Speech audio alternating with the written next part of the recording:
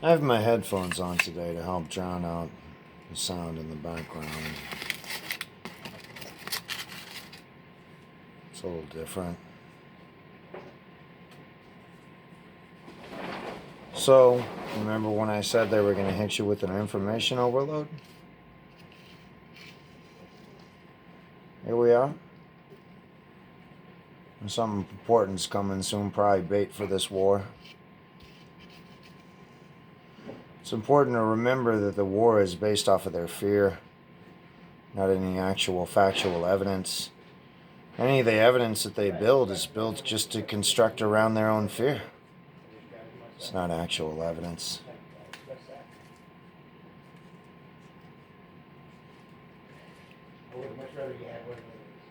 You know, I heard Sean talking tonight. He's talking about these are good, hard-working Americans just trying to raise their families and live their lives. And I was thinking to myself, you know what? I was that same fucking dude. When I went to Portland, and the minute I rolled into town, man, there was chicks with dicks and attitudes. And little lessons to teach me about what it was. You know, these people, the ones I have experience with anyways, everything that you just said, what Sean said about the families and hard working and trying to raise families, they see that as privilege. And so do the other people around you. It's all part of the big lie. And somehow you're at fault. You're privileged. Meant to be torn, bound by them. I mean, all of it's just ugly.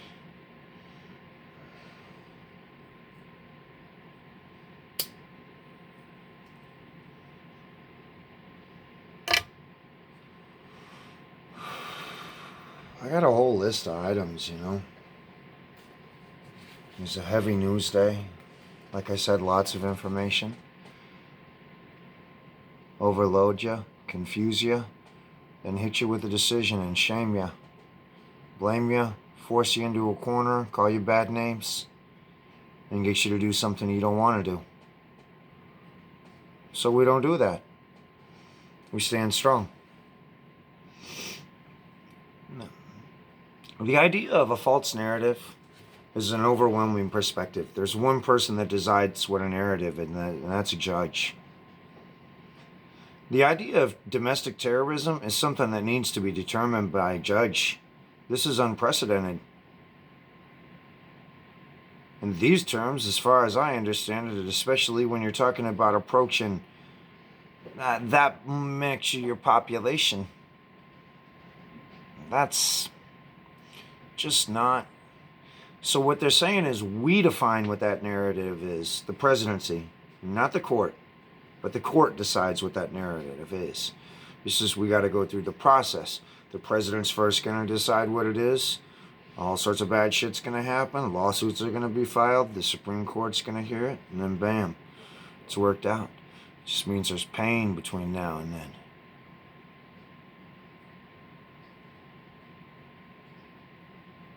I'm not going to allow my perspective to be shouted down. I'm not going to allow my perspective to be overwhelmed by that which is not an authority.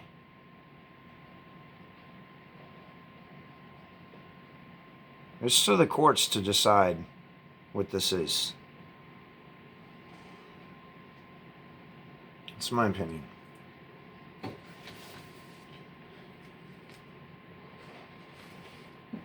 The black supremacy and the civil rights post? Nuh-uh. No. No more than white supremacy. It doesn't matter what the color is. Orange supremacy. Sorry, you don't qualify. Schools? The schools where my kids went were demagoguery. When we look and see what's happening with the teachers' union, and now Biden's padding the wage, letting them stay home as long as they want. As long as they, if they're not feeling safe, And taxpayers just going to go ahead and pay for them to stay at home.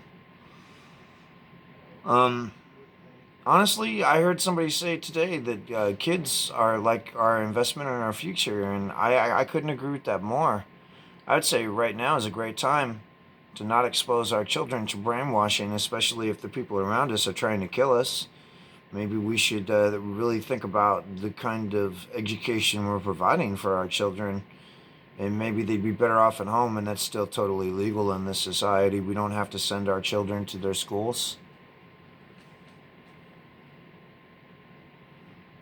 You know, the people around you are tracking every single fucking person, and you're not. And what I'm saying is that the people, I mean, we should know every person who's lost a job. We should know every person who's lost a job since the Biden presidency began. We should have a list. We should be tracking those people and doing everything we can to help those people, because I can promise you they're tracking them and doing everything they can to hurt them. We're only effective as we choose to be in this situation. We're either going to choose to be hyper effective, or we're going to choose to learn some lessons along the way, and people are going to get hurt.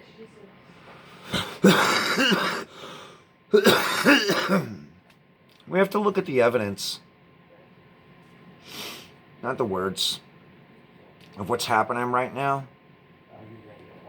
I was thinking about it today, and I was like, you know, if I was having to talk to grandkids later on in the future, how would I describe the Biden presidency? And we're only like a week into it, and I thought about it, and I would describe it in such negative, catastrophic terms. I don't think that can ever be undone, just with what's happened to this point. You know, we had a double-talking president, intent on ripping America apart, destroying his political opponents, their jobs, their lives, their livelihoods, and canceling them.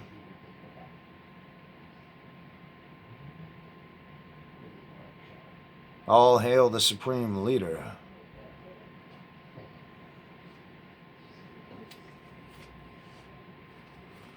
This hedge fund shit, I love it, but it points out,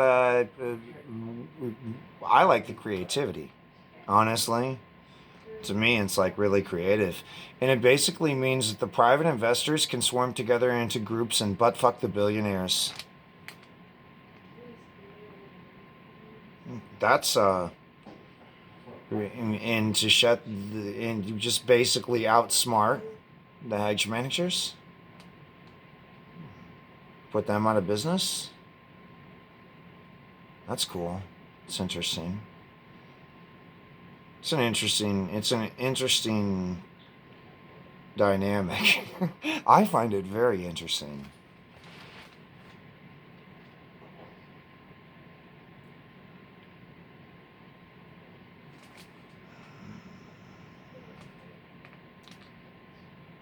You know, this unemployment benefit, you continued based off of your fear, it basically creates a socialist state.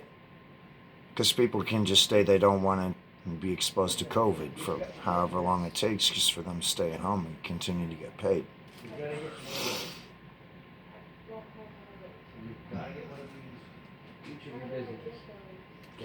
You know, when you look at the differences between Florida and New York, this is real simple what's going to work for our country and what's not.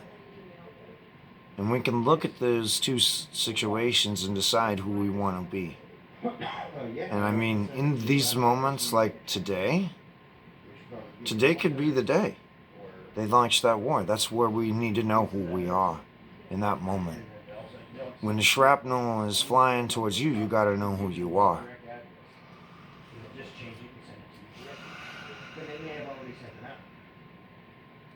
I don't have a lot of confidence in what's happening with our markets, our market system.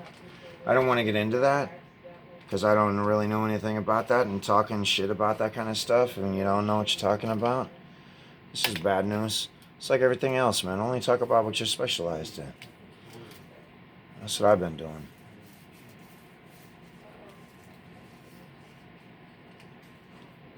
So, a lot happened today.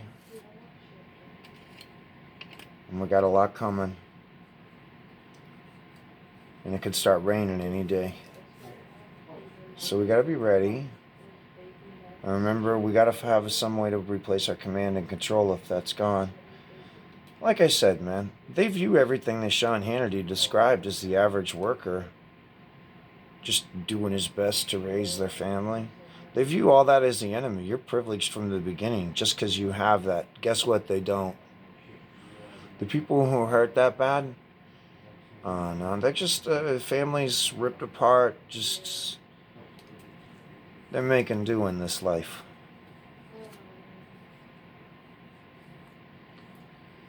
So here we are. Another day coming tomorrow. Good luck to everyone. I also wanted to say on a personal note, I've enjoyed watching the television. It's been a nice change of life for me. It's given me a chance to see some of the like-minded people around me who are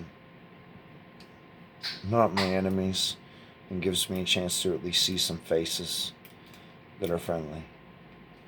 It's been helpful to me. So, appreciate the strength everybody's showing. I really liked seeing Donald and Kevin together. That was great. Hey, keep on keeping on.